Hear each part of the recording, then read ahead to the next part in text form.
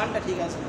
তুই নামাজ পড়িস না, তোর ইমানকে বলে ইমান আনার পরে বলেছে আকিমুস সালাহ।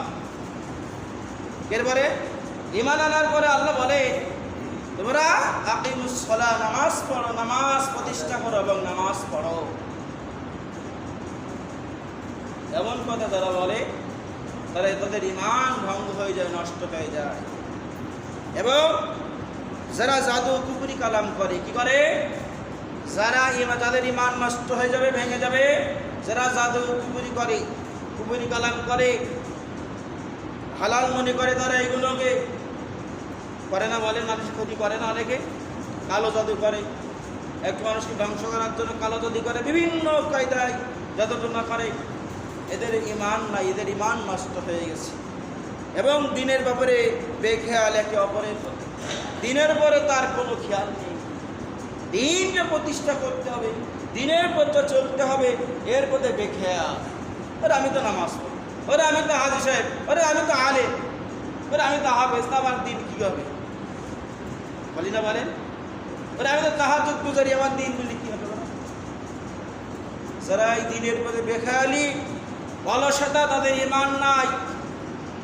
তার ইমান ভঙ্গের কারণ করা জানলাম, 10টি কারণ জানলাম। এই 10টা কারণ যদি আমার আপনার মধ্যে থাকে তাহলে আমাদের কি নেই? ইমান নেই।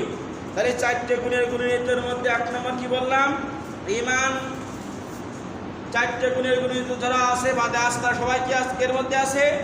ক্ষতির মধ্যে আছে। এর মধ্যে ক্ষতির মধ্যে। তারপর 1 নম্বর কি বলেছে? ইমান। 2 নম্বর গুণাগুণ হলো সৎ কাজ করা। কি কাজ করা? সৎ কাজ করতে হবে। কোন সূরা তাফসীর চলছে? সূরা আসর। কোন সূরা? সূরা আসর। এর 2 নম্বর গুণাগুণ হলো কি? সৎ কাজ করতে হবে। কি কাজ? কার সন্তুষ্টের জন্য? সংক্ষেপে চলেন, আল্লাহর সন্তুষ্টের জন্য। মানুষকে দেখানোর জন্য কোটি টাকা দান করতে হবে? বলেন, আমি হাজি সাহেব মানুষ, সবাই 500 টাকা দান করছি, এখন যদি 5000 টাকা না বলি, মান সম্মান থাকবেন না। দান হবে? বলেন, হবে?